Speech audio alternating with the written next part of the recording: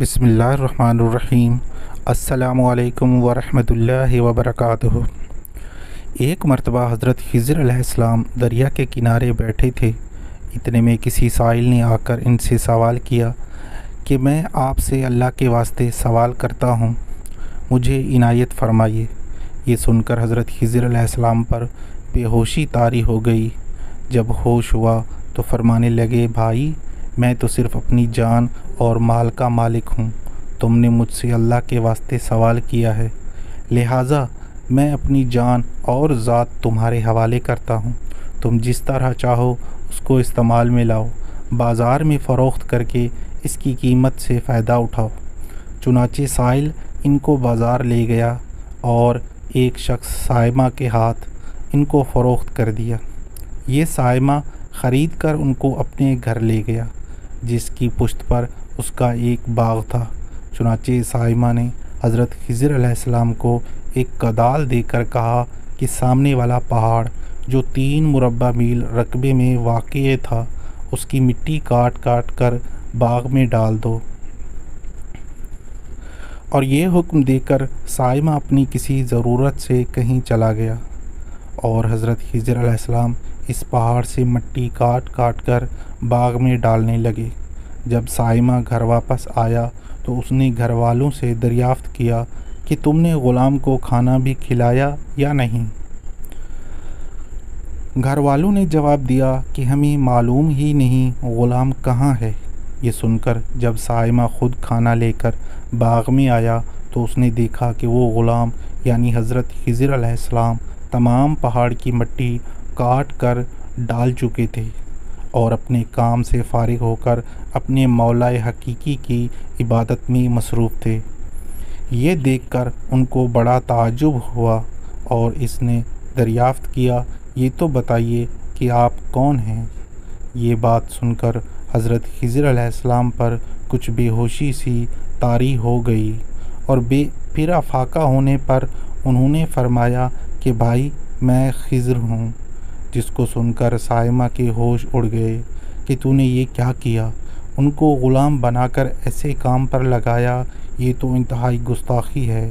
پھر یہ سوچنے کے بعد صائمہ نے توبہ کی اور پروردگار سے عذر خواہی کے ساتھ حضرت خضر علیہ السلام کو آزاد کر دیا، اور اللہ کی بارگاہ میں عرض کیا، اے رب العالمین مجھ سے اس کا مواخذہ نہ کیجیے گا، کیونکہ میں ان کو جانتا نہیں تھا۔ اس کے بعد حضرت خضر علیہ السلام نے دعا فرمائی اور سجدہ شکر بجا لائے کہ اے میرے پروردگار، میں تیرے ہی حق میں غلام بنا اور تیرے ہی حق میں آزاد ہوا، اس پر تیرا شکر گزار ہوں۔ بعد ازاں واپسی کی اجازت لے کر جب دریا پر واپس آئے تو دیکھا ایک شخص کھڑا دعا مانگ رہا ہے کہ اے میرے رب، حضرت خضر علیہ السلام کو غلامی سے رہائی عطا فرما دے اور ان کی توبہ قبول فرما لے۔ حضرت خضر علیہ السلام نے یہ دیکھ کر اس شخص سے دریافت کیا کہ آخر تو کون ہے؟ تو اس شخص نے بتایا کہ میں تو شاذون ہوں۔ آپ کون ہیں؟ انہوں نے فرمایا کہ میں خضر ہوں۔ اس کے بعد شاذون نے کہا، اے خضر علیہ السلام، آپ نے اپنے رہنے کے لیے مکان بنا کر دنیا طلب کی ہے، کیونکہ حضرت خضر علیہ السلام کا دریا کے کنارے پر ایک عبادت خانہ تھا۔ بس یہ سن کر وہ فوراً میدان میں نکل آئے اور وہی اللہ کی عبادت میں مصروف ہو گئے۔ اس کے بعد حضرت خضر علیہ السلام نے اسی جگہ پر ایک درخت لگایا اور اس کے سائے میں عبادت شروع کر دی۔ تو آواز آئی، اے خضر، جب تم نے درخت کے سائے میں سجدہ کیا تو تم نے دنیا کو آخرت پر ترجیح دی۔ پھر فرمان ہوا، مجھے اپنی عزت اور جلال کی قسم، مجھے دنیا کی محبت میں رضامندی نہیں ہے۔